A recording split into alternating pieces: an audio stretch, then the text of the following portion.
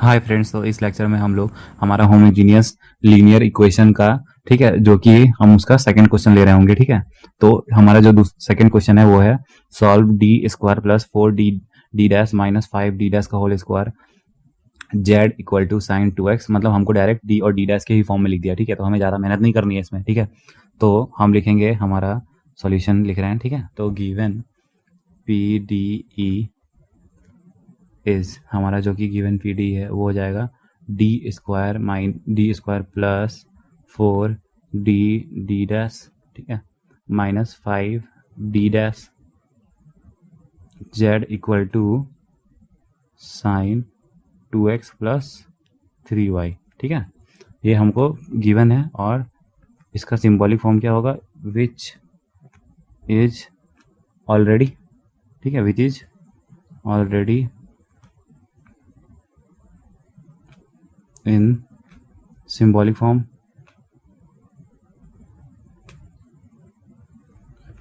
ठीक है, तो इसका बस डायरेक्ट हम क्या लिख देते हैं, ऑक्सिलरी इक्वेशन।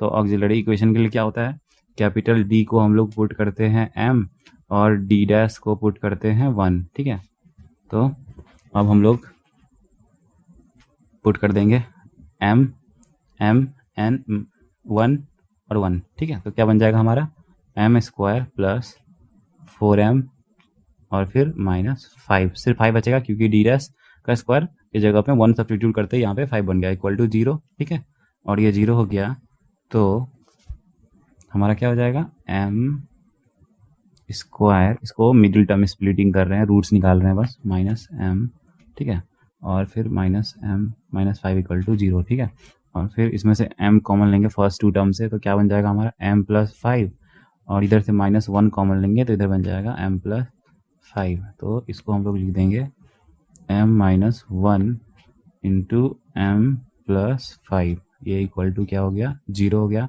ठीक है, ये इक्वल टू 0 हो गया तो फर्दर इसको हम लोग क्या लिख देंगे कि हमारा m जो आया है वो आया है 1 कॉमा माइनस 5। ठीक है, तो m इक्वल टू 1 हो जाएगा, m इक्वल टू माइनस 5 हो जाएगा। तो ये आ गया, जो कि हमारा क्या है, डिस्टिंक्ट रूट्स।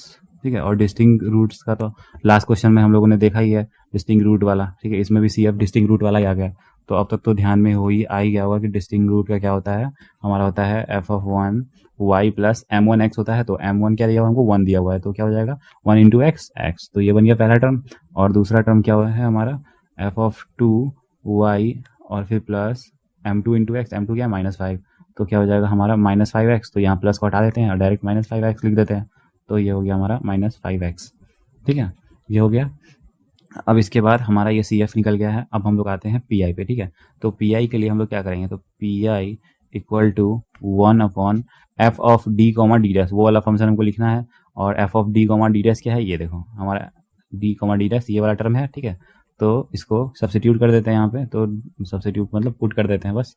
तो D square plus 4 D dash और फिर -5 डी डैश का होल स्क्वायर। ठीक है, ये चीज़ यहाँ पे अडल गया। ठीक है, डलने के बाद हम लोग लिख देंगे साइन 2x प्लस 3y।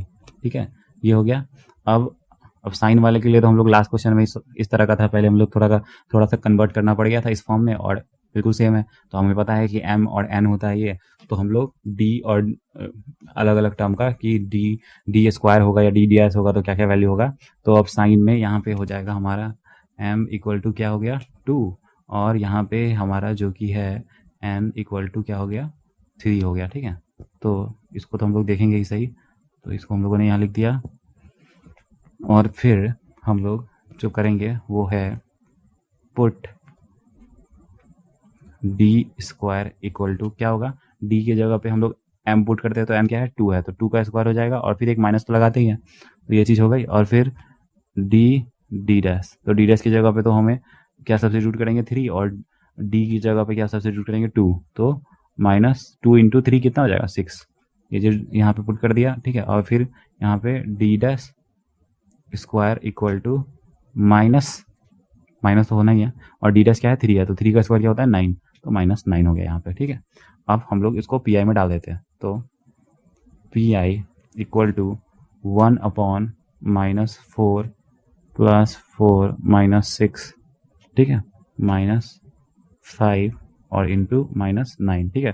तो हम लोगों ने बस इन सब का वैल्यू सब्स्टिट्यूट कर दिया, -6 -9 और फिर -2 का जो होल स्क्वायर है वो 4, ठीक है। यहाँ पे एज इट इज सब्स्टिट्यूट कर दिया और यहाँ पे लिख देंगे sin 2x + 3y, ठीक है, लिख दिया।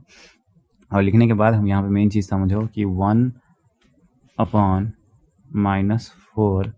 -24, ठीक है, और -9 5 +45 माइनस इंटू माइनस प्लस, तो +45 और यहाँ पे आ जाएगा sin 2x + 3y, ठीक है, ये आ गया।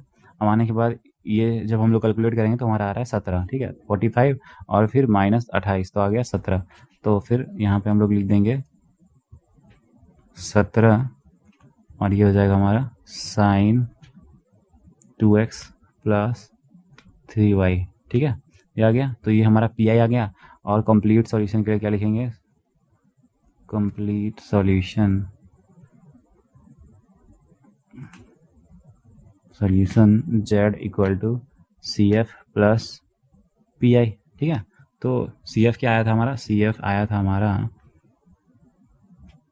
f1y + x और फिर प्लस f2y - 5x और फिर प्लस क्या PI को अब ऐड कर देंगे तो 1/17 sin 2x + 3y, ठीक है, ये हो गया यहाँ पे।